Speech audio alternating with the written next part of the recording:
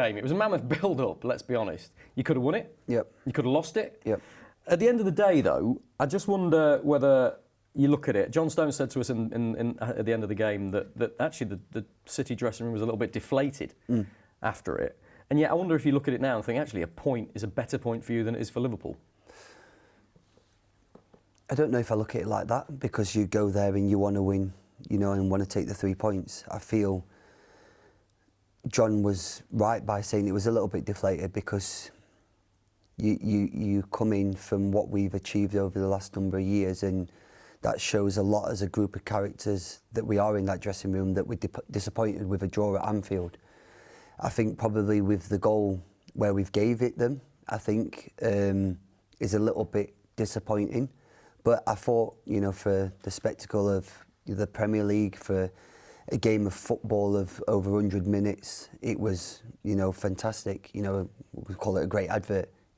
Two massive teams going at each other toe to toe, and as you said, I think we could have gone on and nicked it at the end, where Jeremy's, you know, hit the post and Phil's probably had the one-on-one, but they've also had some really good chances as well in the second half.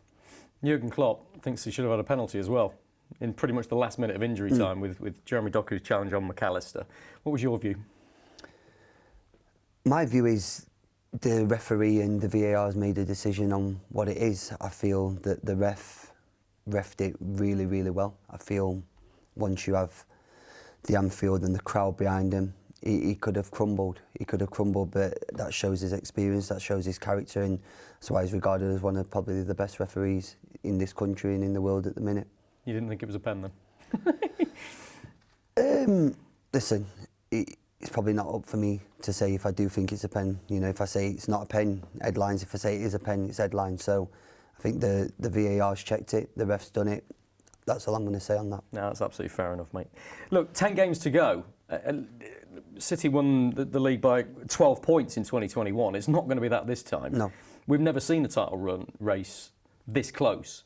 What's it like to be a part of it, and who do you think's got the edge right now? I mean, we've got 3 teams separated by 1 point at the top with 10 games to go. Have any of you got the edge? I don't think no one's got the edge. We are where we are. You know, Arsenal at the top of the league with a point.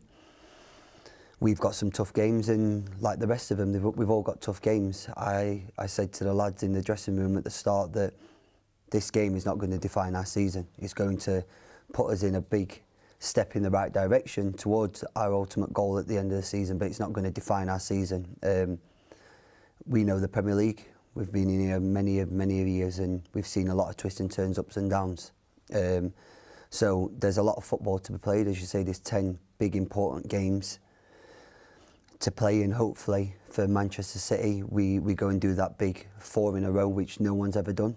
But in the midst of all that, we've got the FA Cup, we've got the Champions League.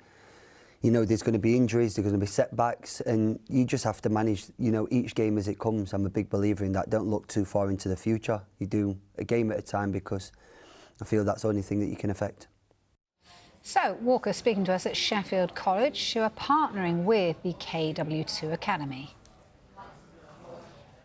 It's basically me giving back to the city that means so much to me. I feel that, you know, in academies and the clubs that I've been at, sometimes it is very hard to make it. It is very hard to make it. So for them to be able to fall back on this and give them a little bit of hope where, you know, it's a second chance kind of thing, I feel it's important, because sometimes, you know, when you do get released, it's a little bit of a dark place. So if I can just put a programme on there that's going to, you know, support them both for the education and also the football side of it, and listen, if one player makes it, then I've done my job.